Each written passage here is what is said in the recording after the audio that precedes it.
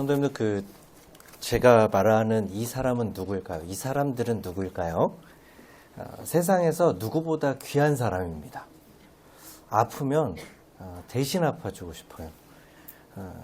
그리고 보면 그냥 웃음이 납니다. 존재하는 것만으로도 든든해요. 이 사람들이 자기를 잘 못하면 내 마음이 너무 아파요. 더 아파요. 속상해요. 아낌없이 내 모든 걸 다 주고 싶어요. 막 이쁜 도둑이라고 그래요. 이 사람이 웃으면 나도 웃어요. 근데 이 사람들이 울면 저도 같이 울게 됩니다. 나이가 들어도 늘 걱정되는 사람들이에요. 나를 닮은 사람. 그래서 더 이쁜 사람. 이 사람들은 누구일까요? 네, 자녀들입니다. 네. 네, 제 4명의 아이들입니다. 네. 80 넘은 모친이 나이 드신 어머니가 이제 내일 모레 환갑인 아들이 밖에 나갈 때 뭐라고 하는지 아십니까? 차 조심해라. 길 조심해라. 그렇습니다. 그러면 아들이 저 내일 모레 환갑입니다. 막 그래도 소용없어요. 왜요? 자녀니까요. 그냥 자녀는 나이가 환갑이 되고 그래도 그렇게 걱정이 되는 거예요. 자녀를 향한 부모의 마음은 끝이 없어요. 그죠? 오늘 보게 될 레위기서 26장은 매우 간단한 구조로 되어 있습니다. 이제 이스라엘 백성들이 이제 가나안 땅, 하나님께서 약속하신 가나안 땅으로 이제 출발하기 직전이에요. 그 시점에 하나님께서 이스라엘 백성들에게 마지막으로 하고 싶으신 말씀들인 거예요. 그리고 부모님들이 자녀에게 말을 할 때 당부하는 그런 말들을 하잖아요. 근데 한 번 하고 또 한 번 하고 그러면 자녀들은 어떤 말들을 하죠?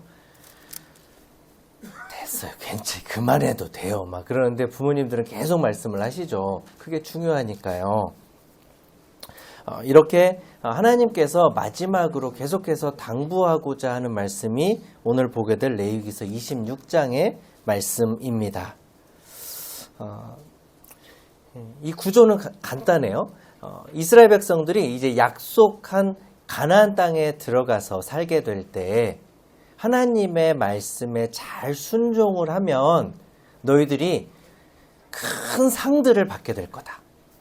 하지만 그 하나님의 말씀을 불순종을 하게 되면 너희들은 벌을 받게 될 거야. 하지만 그 벌을 받고 너희들이 다시 돌이킨다면 내가 다시 회복시켜 줄 거야.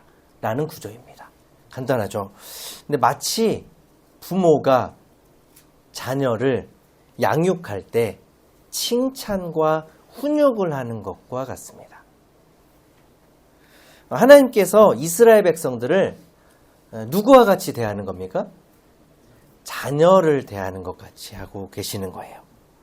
자녀가 잘하면 칭찬해주고 자녀가 잘 못하면 벌을 주는데 왜 벌을 줄까요? 자녀에게 왜 벌을 줍니까? 왜 혼냅니까? 잘 되라고 하잖아요. 그가 그 잘못을 뉘우치고 다시 돌아오게 하는 그 목적으로 벌을 줍니다. 그래서 자녀가 죄송해요. 이 한마디면 됩니다. 죄송해요. 잘못했습니다. 이러면 부모는 받아주죠. 먼저 이렇게 본문을 찾아보도록 하겠습니다. 레위기서 26장. 제가 가진 성경으로 187페이지입니다. 레위기서 26장 1절부터 13절까지.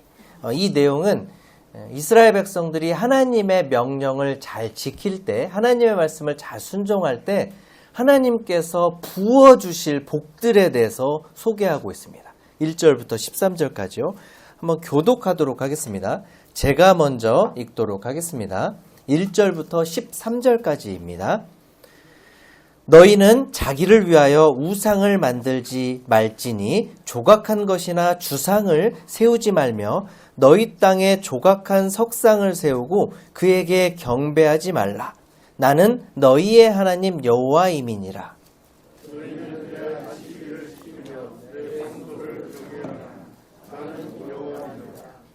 내가 너희가 내 규례와 계명을 준행하면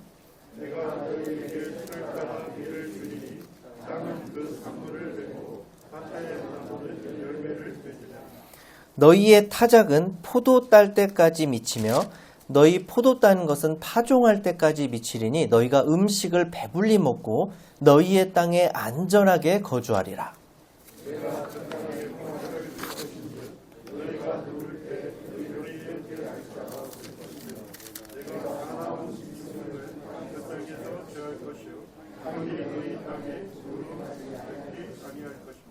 너희의 원수들을 쫓으리니 그들이 너희 앞에서 칼에 엎드러질 것이라.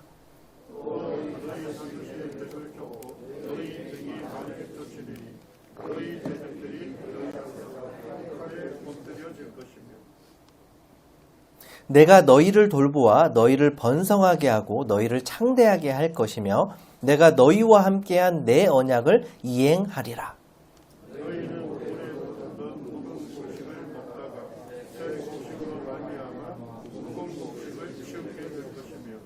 내가 내 성막을 너희 중에 세우리니 내 마음이 너희를 싫어하지 아니할 것이며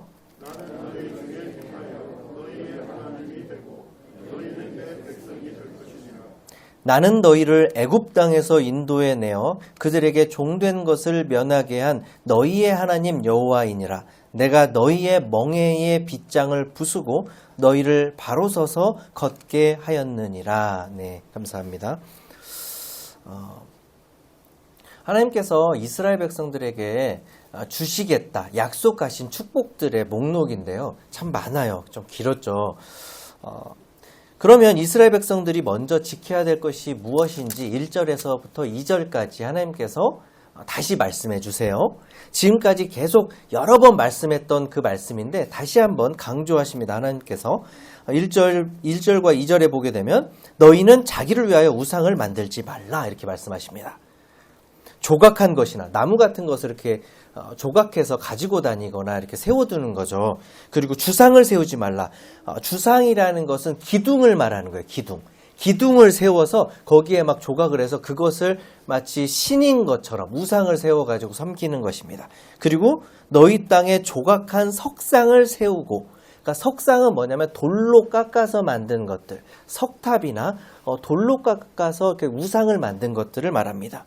그리고 그것을 세우고 그에게 경배하지 말라고 하나님께서 명령을 하십니다. 하나님께서 이스라엘 백성들을 자녀와 같이 생각하고 자녀와 같이 돌보십니다. 그런데 이스라엘 백성들이 다른 신을 섬긴다?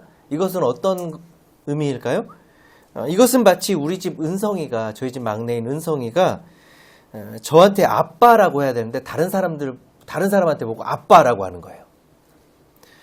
그리고 진짜 아빠인 저는 쳐다보지도 않고 그 다른 사람을 향해서 웃어주고 그 사람의 말을 주목해서 이렇게 보고 있는 거예요. 애정 표현도 하는 겁니다. 저는 눈길도 안 주고 내가 아빠라니까? 라고 하는데 에? 하고 이렇게. 그러면 저는 어떤 마음이 들까요? 왜 저래? 하면서 큰 배신감이 들겠죠. 우상을 세우고 우상에게 경배한다라는 것은 바로 그거와 같은 거예요. 하나님께서 그것을 느끼시는 것입니다. 또한 2절에 너희는 내 안식일을 지키며 내 성소를 경외하라 이렇게 말씀을 하십니다. 안식일은 어떤 날입니까? 안식일 날에 기존에 그때까지 평일에 일하던 것을 멈추고 모든 초점을 하나님께 돌리는 그런 날입니다. 그리고 그 하나님을 기억하고 그 하나님만을 경배하는 날이 바로 이 안식일인 것입니다. 그리고 성소를 경외한다. 성소는 하나님이 계시는 곳입니다. 즉 안식일과 성소를 경외한다, 지킨다라는 것은 뭐냐면 이스라엘 공동체가, 이스라엘 백성들이 함께 모여서 하나님 중심으로 살아가라는 말씀이에요. 이 앞에 보면, 앞에 그림에 보면 성막이 하나님께서 거하시겠다 하신 이 성막이 어디에 있습니까? 이스라엘 백성들 중앙에 있습니다. 그렇죠. 중앙에 있는 거예요. 이 이스라엘 공동체가 하나님 중심으로 살아가야 된다는 것을 보여주는 장면인 것입니다. 우리의 삶이 그렇다면 우리 믿는 그리스도인의 삶이 무엇을 중심으로 살아야 될까요? 네, 하나님, 주님 중심으로 살아야 되는 것입니다. 우리 믿는 그리스도인들을 성도라고 부릅니다. 성도. 그렇죠. 성도가 무슨 말이죠? 거룩한 성자에다가 물이 돋자. 거룩한 물이라는 거예요. 즉 우리가 모이는 이 공동체, 교회라고 부르는 이 공동체, 이 교회를 중심으로 우리가 모이고 이 중심으로 살아가야 된다는 것을 보여주는 것입니다. 사도행전 2장에서 예루살렘의 복음의 역사, 이 구원의 역사가 막 불을 듯 일어납니다. 그래서 많은 성도들이 이제 모여요. 이스라엘 성전 중심으로 이렇게 모입니다. 그래서 그 성전을 중심으로 모여서 말씀을 듣고 서로 돕고 서로 나누는 삶을 살게 됩니다. 그래서 그 구원의 역사가 계속해서 끊이지 않고 힘있게 일어나는 것을 우리가 보게 됩니다. 우리가 하나하나 한 명 한 명 개개인이 살 때 힘이 없어 보이지만 우리가 이렇게 모여서 주님의 이름으로 모여서 중심으로 살아가고 이곳에서 나누며 배우고 성장할 때 우리는 힘이 있게 되는 겁니다. 주님이 머리 되신 이 교회에 우리가 있어야 여기에서 나오는 양분으로 말미암아서 영양분으로 말미암아서 우리가 성장할 수 있게 되는 거예요. 나 혼자 기도하고 살면 잘 될까요? 혼자 기도하는 것보다 다 함께 기도하는 것이 더 힘이 있는 것입니다. 잠언 말씀에 세 겹줄은 끊어지지 않는다고 말씀하시잖아요. 말씀을 나 혼자 공부하면 잘 될까요? 아니죠. 서로 함께 나누며 살아야 더 힘이 되는 것입니다. 골로새서 2장 19절에 보게 되면 죄송합니다. 온몸이 머리로 말미암아 마디와 힘줄로 공급함을 받고 연합하여 하나님이 자라게 하심으로 자라느니라 이렇게 말씀하고 있습니다. 하나님 안에 있어야 우리가 함께 모여 있어야 그 하나님으로부터 나오는 그 영양분으로 공급함을 받아서 누가 자라게 하십니까? 하나님이 자라게 하십니다.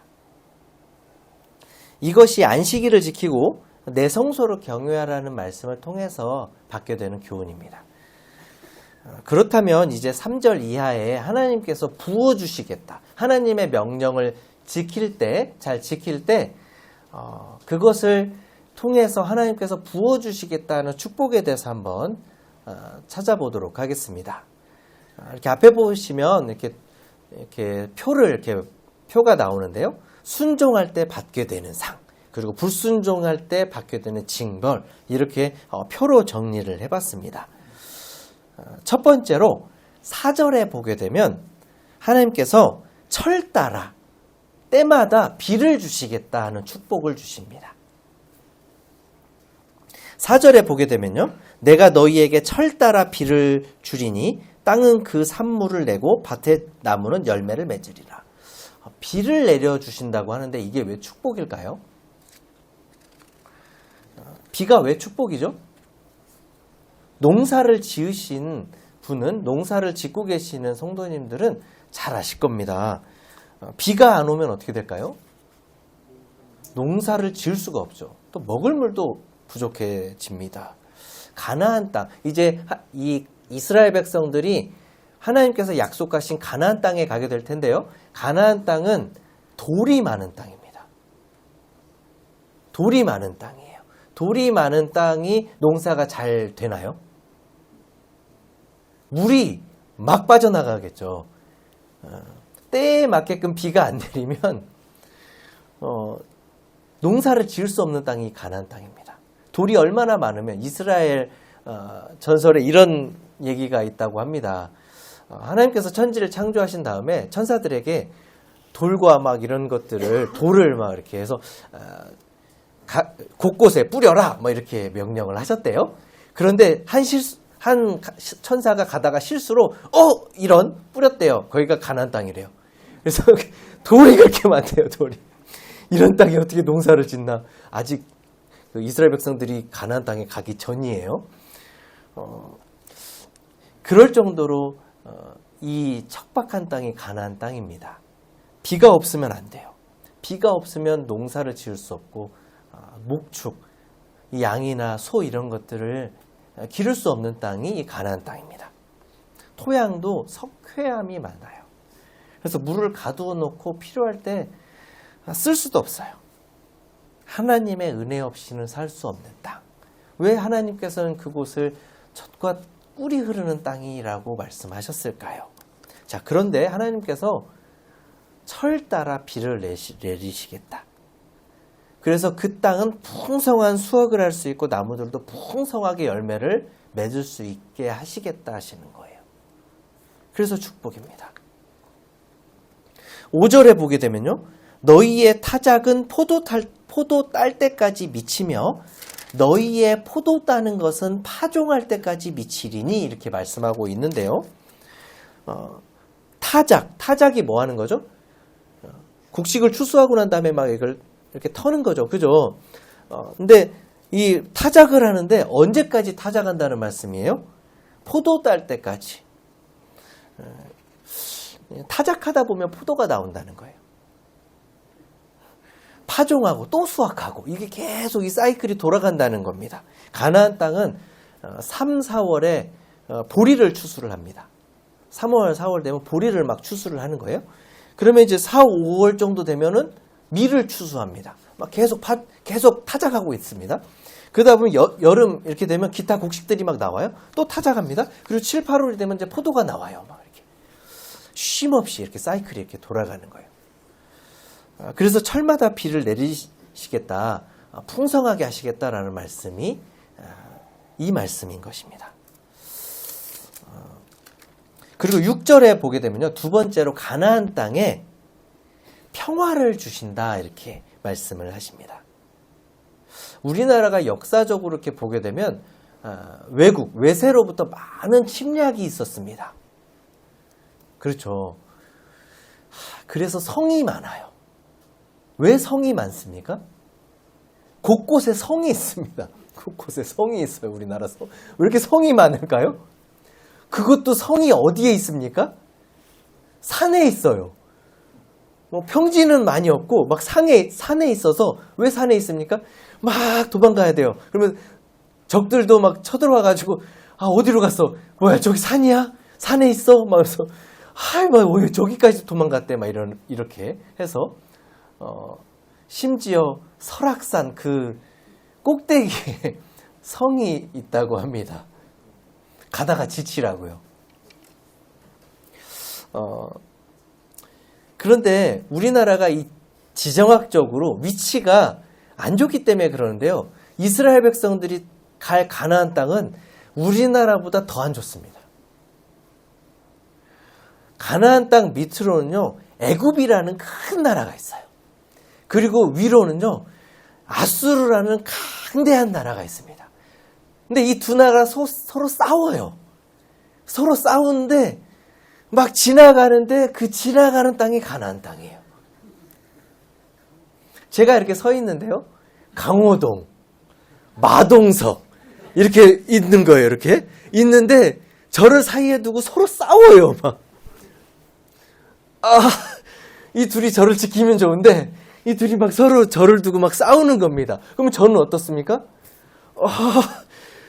이거 너무 무서워요. 막 이렇게 이 사이에 저를 두고 싸운다는 것은 너무 힘든 겁니다.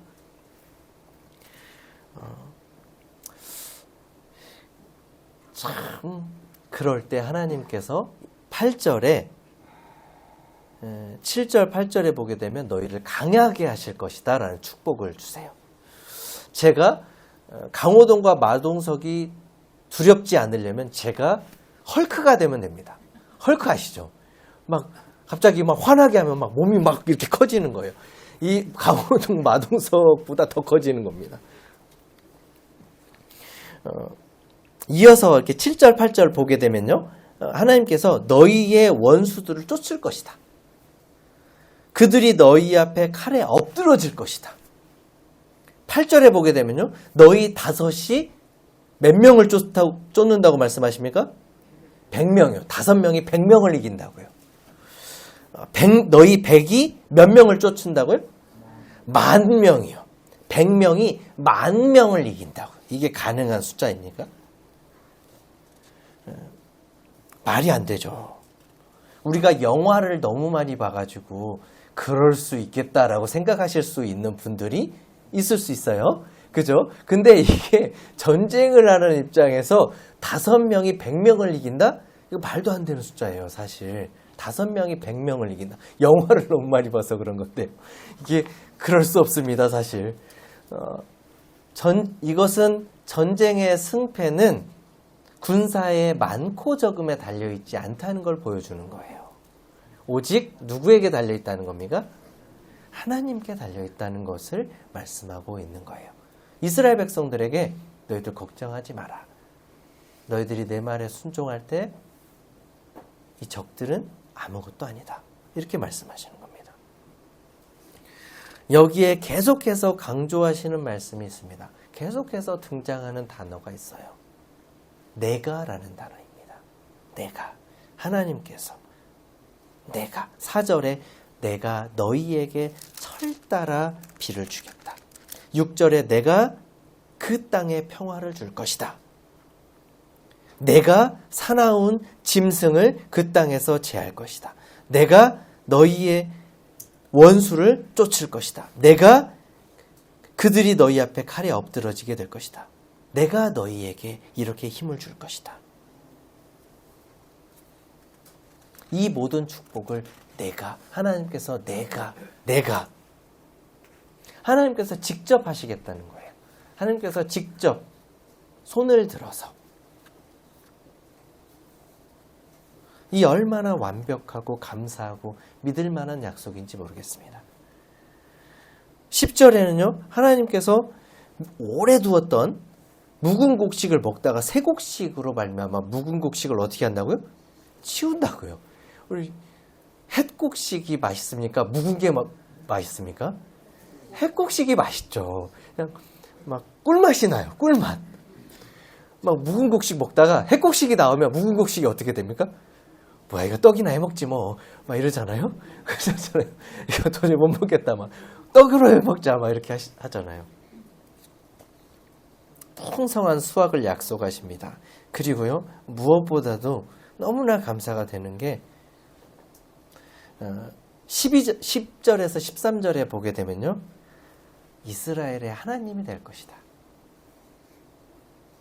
12절에 나는 너희 중에 행하여 너희의 하나님이 될 것이다. 너희는 내 백성이 될 거다. 나는 너희를 애굽 땅에서 인도해내어 그들에게 종된 것을 면하게 한 너희의 하나님 여호와니라. 얼마나 감격스러운 말인지 모르겠습니다.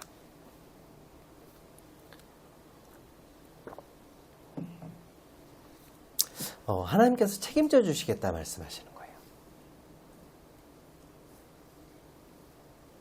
우리가 이 세상에서 힘 있는 정치가나 돈 많은 기업가들이 제 옆에 있어서 내가 너를 책임질게 이러면 든든하잖아요. 든든합니다. 삼성전자 이재용 회장이 너는 내가 책임질게 이러면 뭐 어떻게 걱정이 없을 겁니다. 아마 살아가는데. 그렇죠. 이 세상에 능력 있고 돈 많은 사람들이 그렇게 말할 때 든든한데 하나님께서 책임져 주시겠다 이 약속을 하시는데 얼마나 든든하고 걱정이 하나도 없을 것 같습니다. 그래서 이스라엘 백성들은 항상 자부심이 있습니다. 그들이 역사적으로 목이 뻣뻣해요. 그래서 하나님께서 목이 뻣뻣한 백성이라고 하는지 모르겠습니다. 고다요. 선민의식이라는 게 있습니다. 선택받은 백성이라는 거예요. 나는 하나님의 백성이야. 이런 자부심. 우리도 이런 축복 속에 있습니다. 우리는 더 큰 축복 속에 있어요, 사실. 하나님께서 우리 믿는 그리스도인들을 자녀로 삼으셨습니다. 이스라엘 백성들은 자녀 같이 양육하셨지만 우리는 자녀로 삼아주셨습니다. 그리고 이스라엘 백성들에게 하나님께서 말씀으로 약속하셨지만 하나님께서는 말씀으로 끝나시는 게 아니고 우리 믿는 그리스도인에게 약속의 도장을 찍어주셨어요. 아예 성령님을, 하나님의 영을 이 좁디 좁은 우리 마음속에 들어 넣어 주셨어요. 들어가실 때 어떤 마음이실지 잘 모르겠어요. 우리가 좁은 데 들어가면 좁아. 성령님이 이 좁디 좁은 우리 마음 속에, 우리 속에 들어오시는 거예요. 이게 제 머릿속에 이해가 안 돼요. 어떻게 하나님의 영이 내 몸 안에 들어올 수 있을까? 하지만 우리가 말씀을 통해서 믿게 되고 또 말씀을 통해서 우리가 그것을 느끼게 됩니다. 이 성령님이 우리 안에 계신다는 것은 어떤 의미입니까? 너는 내 것이야. 나는 너의 하나님이야. 나는 너의 아버지다.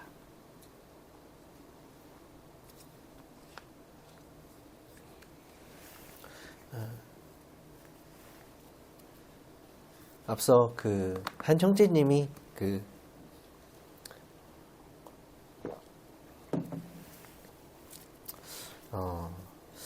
예배를 드릴 때 아버지가 자녀들을 이렇게 눈길에서 이렇게 막 썰매를 태워주는 그런 모습들을 보면서 아버지의 사랑,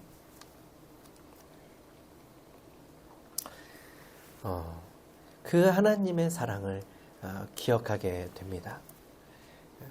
참 썰매 얘기하는데 마음이 뜨끔하더라고요. 눈 왔는데 아이들을 썰매를 4명이라 허리가 예전에 막 푸대자루 막 이렇게 하고 막 했었는데요. 아버지의 사랑을 생각하게 됩니다. 동일하게 하나님의 사랑을 생각하게 돼요. 그런데 하나님께서 이스라엘 백성들이 이 하나님의 말씀을 따르지 않고 불순종한다면 하나님으로부터 벌을 받게 될 것이다. 이렇게 경고하는 내용이 14장부터 39절까지 정말 길어요. 1절부터 13절까지 참 많은 축복들이 있었는데 벌에 대해서는 왜 이렇게 많이 말씀하실까?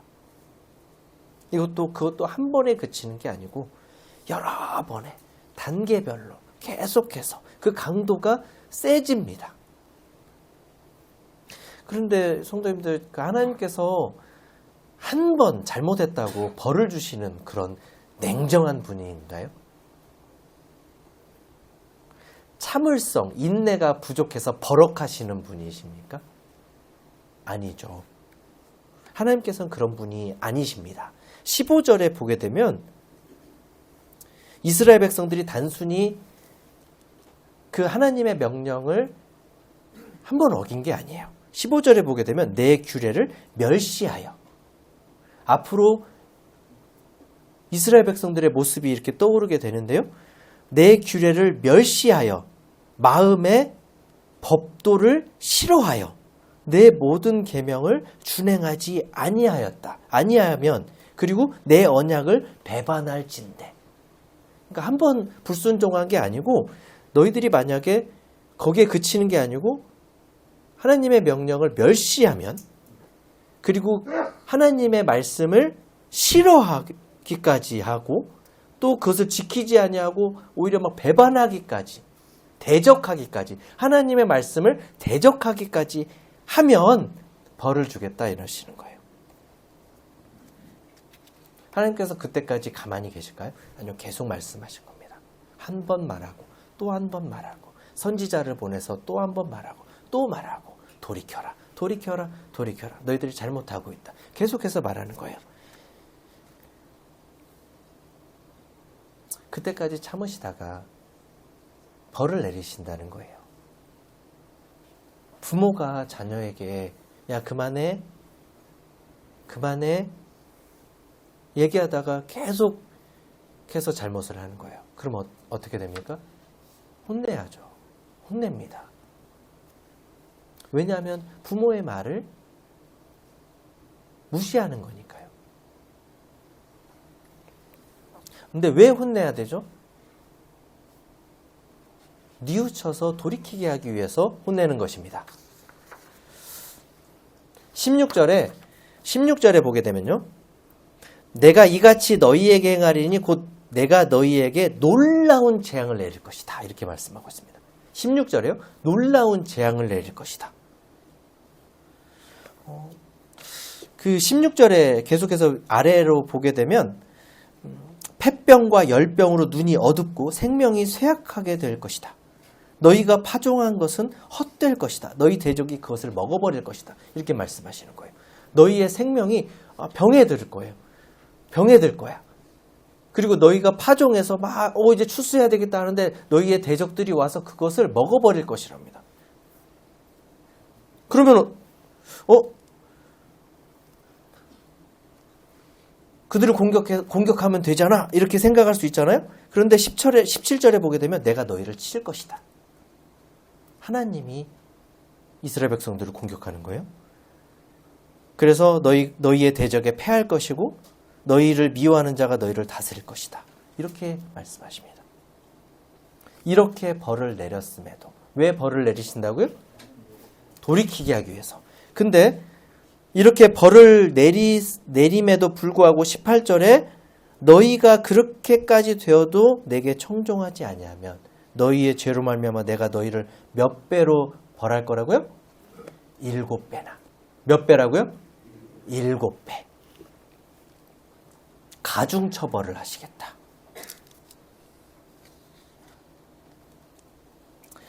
어, 19절에 보게 되면 더 큰 강도로 말씀을 하십니다. 교만을 꺾어버리겠다. 너희의 하늘을 철과 같게 하고 너희의 땅을 놋과 같게 하겠다. 이게 어떻게 된 건지 이해가 잘 안 됩니다. 하늘이 철과 같게 된대요. 땅이 놋과 같이 됩니다. 이런 너무나 무서운 상황이 이스라엘 백성들 너희들에게 펼쳐질 것이다. 그럼에도 불구하고 돌이키지 않는다면 21절에 너희에게 몇 배나 더 재앙을 내리실 거라고요? 7배나. 그리고 25절에 보게 되면 24절에 보게 되면 너희 죄로 말미암아 몇 배나 더 치게 될 거라고요? 7배나. 그리고 28절에 보게 되면 또 몇 배나요? 7배나. 계속해서 하나님께서 한 번 기회를 주시고 벌을 주십니다. 근데 돌이키지 않네? 그럼 또 벌을 주십니다. 근데 그 강도가 계속 세지는 겁니다. 이 앞에 보이는 PPT에 이 칸을 비워놨는데요. 채울 수가 없어요. 너무 많아가지고. 이 많은 징벌들을 내리실 것이다. 이렇게 말씀을 하시는 것입니다. 왜 하나님께서는 이렇게 한 번에 하지 않으시고 여러 번에 걸쳐서 단계별로 벌을 주십니까? 돌이키라고. 이게 하나님의 마음이고 하나님의 은혜입니다.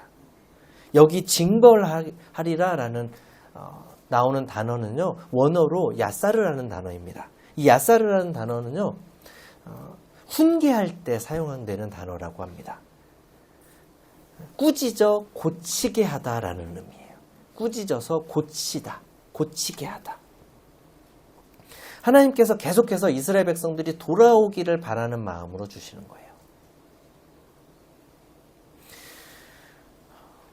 하나님께서 역사적으로 이 이스라엘 백성들이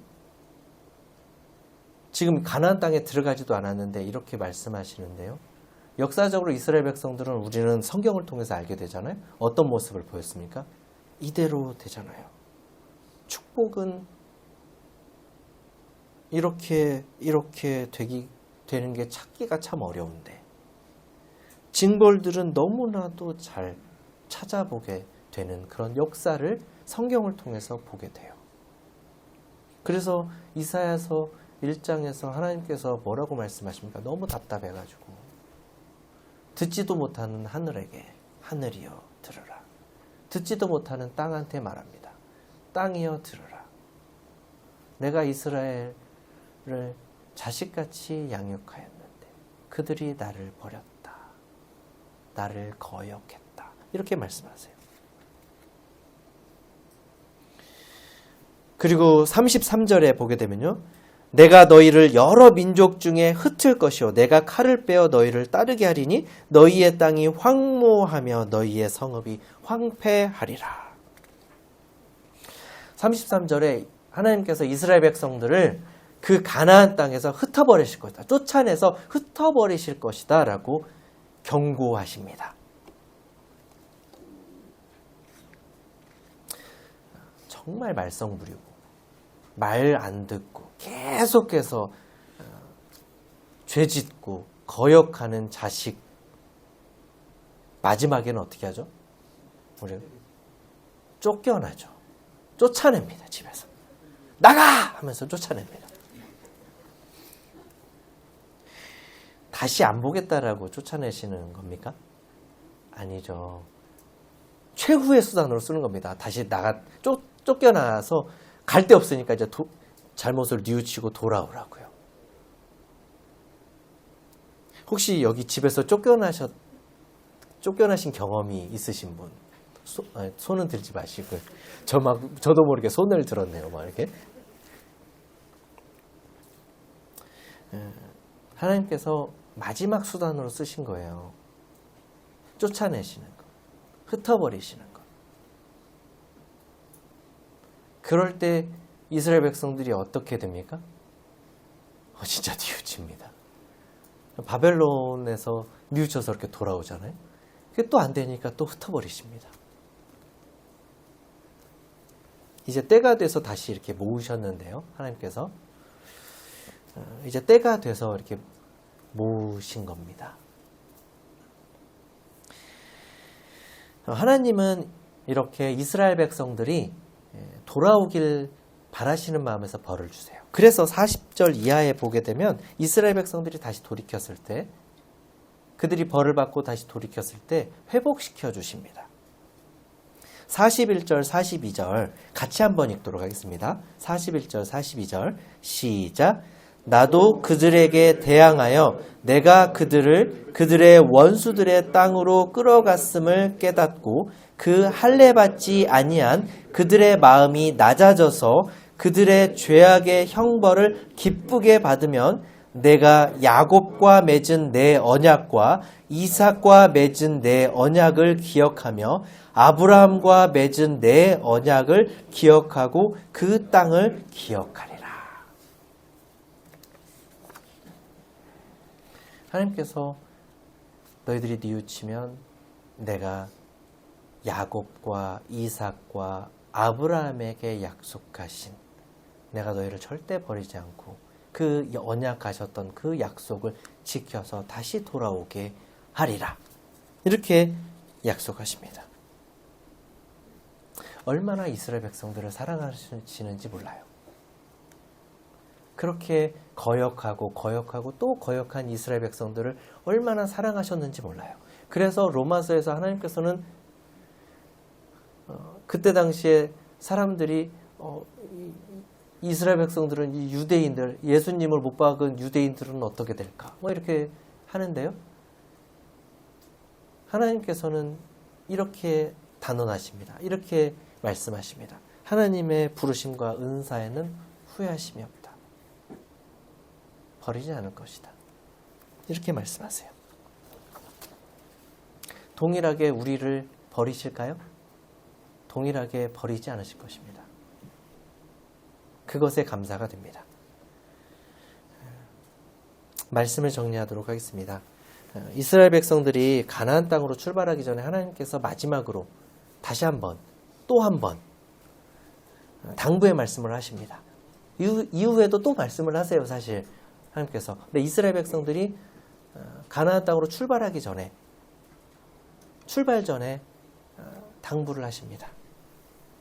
이스라엘 백성들이 하나님의 말씀에 하나님의 규례와 법도를 지켜 행하면 하나님께서 직접 행동하시면서 너희를 지키시면서 모든 축복을 이 많은 축복을 너희들에게 주시겠다 약속하십니다. 그래서 이스라엘 백성들이 가나안 땅에서 아무 걱정 없이 평안하게 평화롭게 풍성한 수확 가운데 하나님과 함께 교제하면서 살게 될 것이다. 이렇게 축복을 하세요. 하지만 너희들이 하나님의 말씀에 불순종하게 되면 벌을 내릴 거야. 하지만 그 벌은 너희를 완전히 멸하기 위해서 내리는 벌은 아니야. 너희들이 돌이키면 내가 회복해 할 것이다. 이렇게 말씀하고 계시는 거예요. 우리가 이 땅에서 하나님의 말씀을 순종하고 주님과 동행한 삶을 살 때 하늘에서 받게 될 놀라운 축복들을 생각하게 됩니다. 이스라엘 백성들은 땅의 축복을 받았습니다. 이 땅에서의 축복을 받았어요. 그래서 지금도 그 복을 누리며 살고 있습니다. 부자들도 많고요. 석학들, 똑똑한 사람들도 많습니다. 저 작은 나라 이스라엘이 중동의 많은 나라의 공격을 받아도 거뜬합니다. 축복을 지금도 받고 있어요. 하나님께서 우리에게 어떤 축복을 내리셨습니까? 하늘의 축복을 내리셨어요. 그래서 고린도후서 3장 7절에 하물며 영의 직분은 더욱 영광이 있지 아니하겠느냐. 하늘에 있는 것은 너무 더욱 영광스러운 것이 아니겠느냐. 그래서 예수님께서도 이 땅에 계실 때 이 땅에 보물을 쌓아두지 말고 어디에 보물을 쌓아두라고 말씀하셨습니까? 하늘에.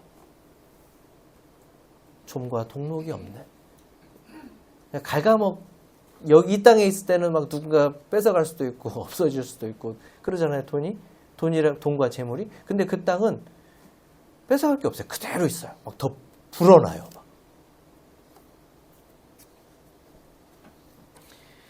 이스라엘 백성들이 잘못했을 때 벌을 내리셨던 것처럼 우리 믿는 그리스도인들도 마찬가지겠죠. 우리 믿는 그리스도인들도 잘못하면 하나님께서 가만히 두실까요? 가만두지 않으실 것입니다. 왜냐하면 자녀니까요.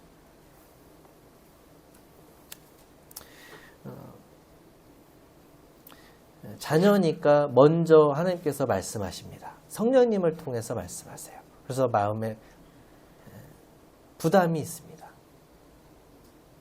성령님을 통해서 하나님께서 꾸짖으신 부분들이 있습니다. 그러할 때 우리가 우리의 잘못을 뉘우친다면 요한일서 1장 9절에서처럼 우리가 우리의 잘못을 뉘우치고 우리의 죄를 자백하게 된다면 하나님께서는 미쁘시고 의로우사 우리 죄를 어떻게 하실 거라고요? 용서하실 것이라고. 히브리서 12장 6절에서 7절 잠깐 한번 찾아볼까요? 히브리서 12장 6절에서 여기서 잠깐 손을 놔주시고요. 히브리서 12장 6절에서 7절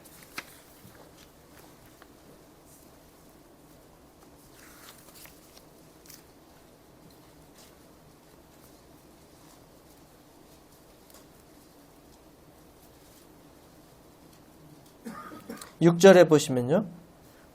신약성경 367페이지입니다.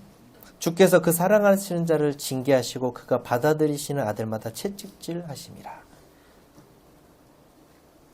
7절에 보시면 너희가 참음은 징계를 받기 위함이라. 하나님이 아들과 같이 너희를 대우하시나니 어찌 아버지가 징계하지 않는 아들이 있으리요. 징계는 다 받는 것이거늘 너희에게 없으면 사생자여 친아들이 아니니라.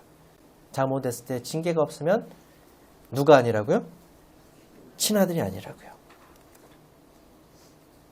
또 우리 육신의 아버지가 우리를 징계하여도 공경하였거든. 아버지가 우리가 잘못했을 때, 부모가 우리가 잘못했을 때, 징계했을 때 우리가 그것을 공경하고 떠받들듯이 하물며 영의 아버지께 더욱 복종하며 살려 하지 않겠느냐. 11절에 보게 되면 징계가 당신은 즐거워 보이지 않으나, 즐거워 보이지 않죠. 근데 그로 말미암아 연단받은 자들은 의와 평강의 열매를 맺게 될 것이다. 이렇게 말씀하세요.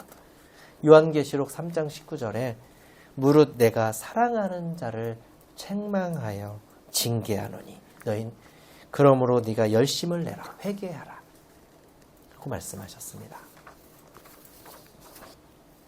네, 1년의 시작입니다. 여러 계획 속에 있죠. 여러 계획을 세우고 그것을 실행하고 지키려고 합니다. 이런 계획 속에서 하나님과의 관계에 있어서 나는 잘 맺고 있는가? 하나님과 관계를 맺고 하나님을 중심으로 계획을 세워가며 살고 있는가? 나는 지금 하나님과 올바른 관계를 맺고 있는가? 이렇게 돌아보게 됩니다. 나는 하나님을 두려워할 뿐으로 섬기고 있는가? 내가 아무렇게나 행동해도 나에게 어떻게 하지 못할 그럴 뿐으로 생각하지는 않는가? 돌아보게 됩니다.